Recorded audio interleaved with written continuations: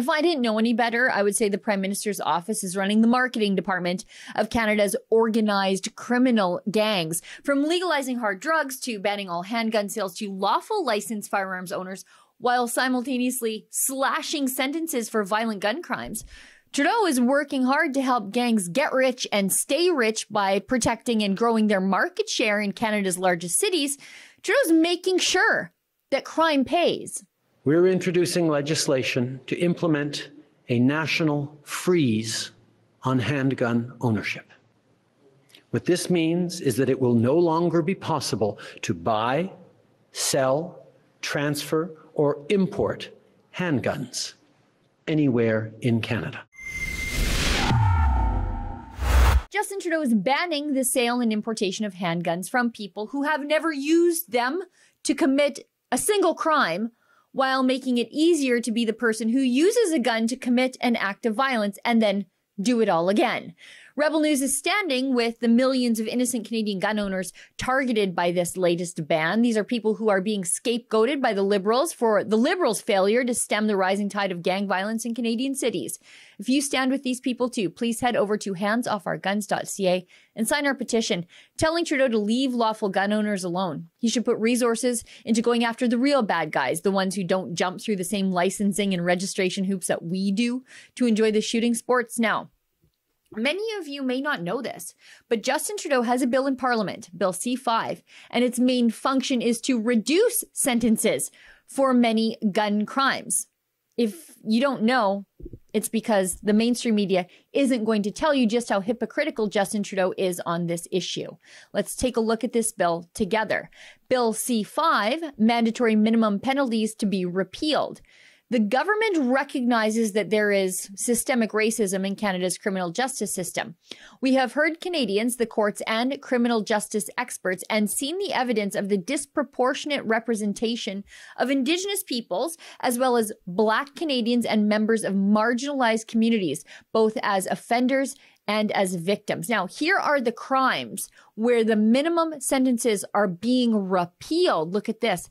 Possession of prohibited, restricted firearm with ammunition. Possession of a weapon obtained by commission of an offense. Weapons trafficking, excluding firearms and ammunition. Possession for the purpose of weapons trafficking, excluding firearms and ammunition. Importing or exporting knowing it is unauthorized, discharging a firearm with intent, discharging a firearm recklessness, robbery with a firearm, extortion with a firearm. This is absolutely outrageous.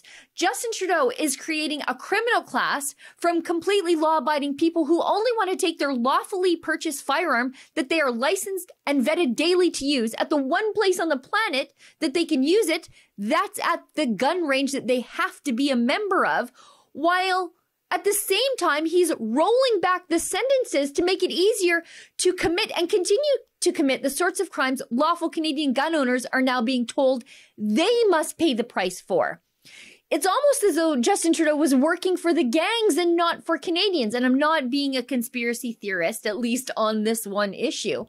But if Justin Trudeau were compromised by a large criminal enterprise, would he be acting any differently than he is?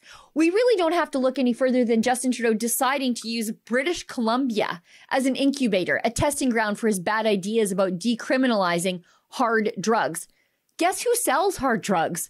The same people who traffic in illegal firearms.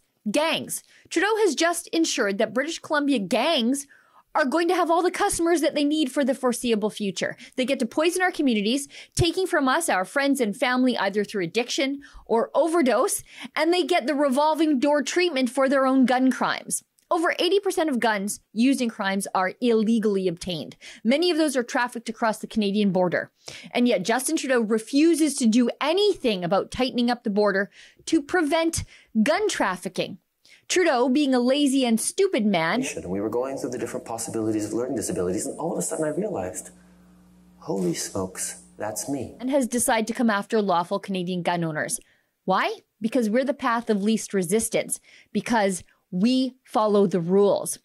You can't say out of one side of your mouth that you want gun crime to stop while removing the sentencing deterrent for gun crimes.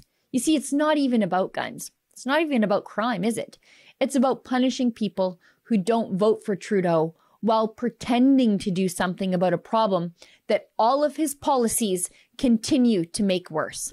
For Rebel News, I'm Sheila Gunn Reid. If you want the federal government to stop punishing lawful Canadian gun owners for Justin Trudeau's failures to act on the crimes plaguing Canadian cities, please sign our petition against the handgun ban at handsofourguns.ca.